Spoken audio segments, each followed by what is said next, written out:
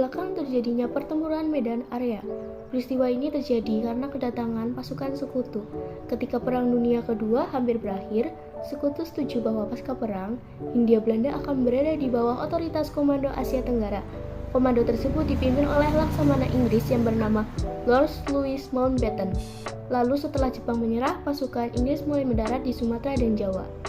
Pasukan Inggris berniat untuk membebaskan tawanan perang, memulangkan tentara Jepang, dan menjaga hukum sambil menunggu kembalinya otoritas kolonial Belanda.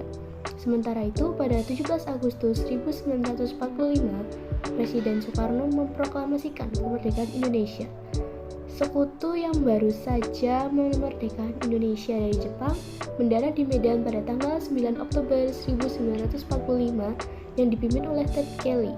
Maksud kedatangan mereka adalah untuk menegakkan kembali kekuasaan Belanda atas pulau-pulau tersebut.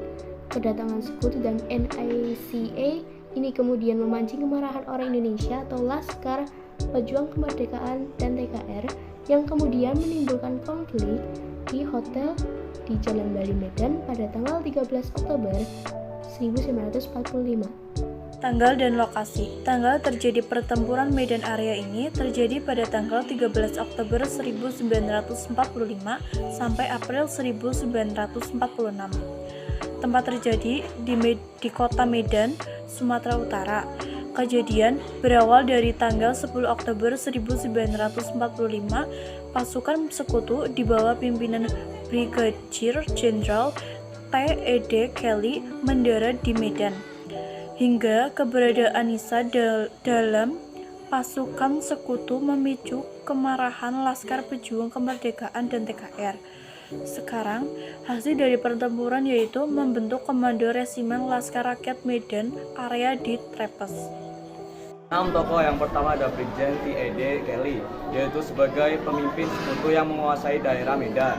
Yang kedua ada Ahmad Thohir, sebagai membentuk suatu barisan pertahanan bernama BPI atau Barisan Pemuda Indonesia.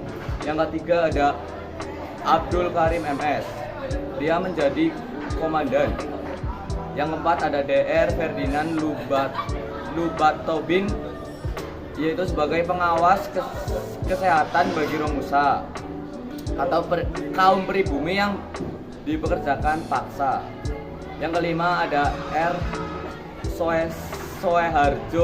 Harjodo, yaitu sebagai kepala markas besar TKR Sumatera.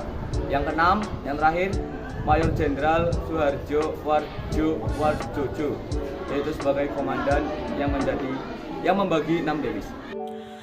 Pada tanggal 9 Oktober 1945, rencana dalam Civil Affairs Agreement benar-benar dilaksanakan. Tentara Inggris yang diboncengi oleh Nisa mendarat di Medan. Mereka dipimpin oleh Brigjen T.E.D. Kelly.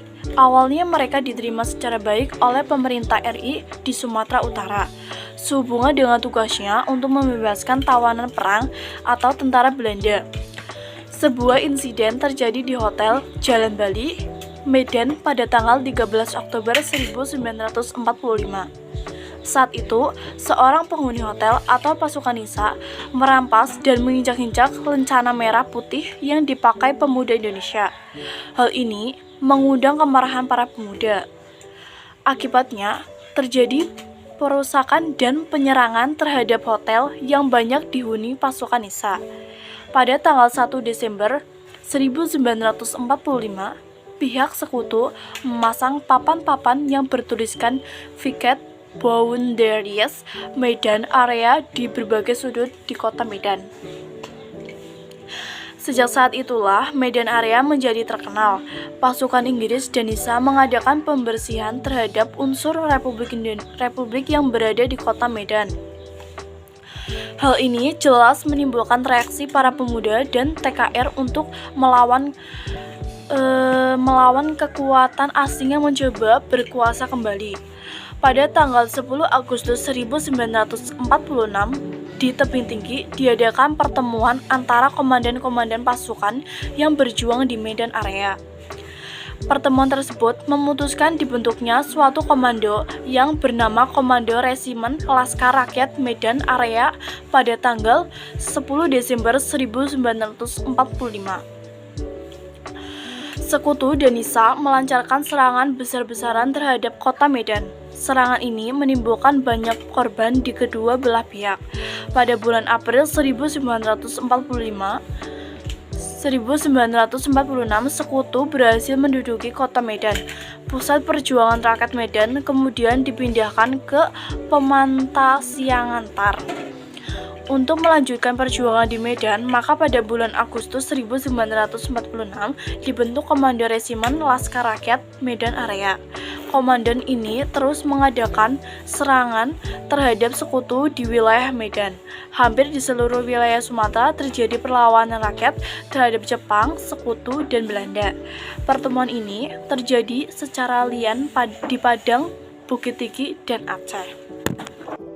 Sekutu dan Nisa akhirnya berhasil menduduki kota Medan pada April 1946. Pusat perjuangan rakyat Medan pun terpaksa digeser ke Pematang Siantar. Kendati begitu, masih terjadi perlawanan termasuk pada 10 Agustus 1946 di Tebing Tinggi. Para komandan pasukan RI yang berjuang di Medan kemudian bertemu dan membentuk satuan komando bernama Komando Resimen Laskar Rakyat Medan Area. Tanggal 19 Agustus 1946 dibentuk Barisan Pemuda Indonesia atau BPI di Kabanjahe. Terbentuknya TKR di Tanah Karo-Karo dalam laman pemerintah Kabupaten Karo. BPI menjadi salah satu unsur pembentuk Badan Keselamatan Rakyat atau BKR yang merupakan cikal bakal Tentara Nasional Indonesia atau TNI. Laskar-laskar rakyat di berbagai daerah di Sumatera Utara terus melancarkan perlawanan terhadap Sekutu dan Nisa meskipun kota Medan telah diduduki. Tak hanya di Sumatera Utara, gelora perlawanan juga terjadi di berbagai daerah lain di Sumatera, seperti Padang, Bukit Tinggi, Aceh, dan lainnya. Meski korban jiwa di pihak TKR Rakyat Indonesia sangat besar dan pusat pemerintahan dipindahkan ke Pemantang Siantar, pertempuran Medan Area memberikan dampak yang cukup signifikan bagi perjuangan rakyat Sumatera Utara. Pertempuran Medan Area mampu meningkatkan rasa nasionalisme rakyat serta menginspirasi perjuangan daerah-daerah lain.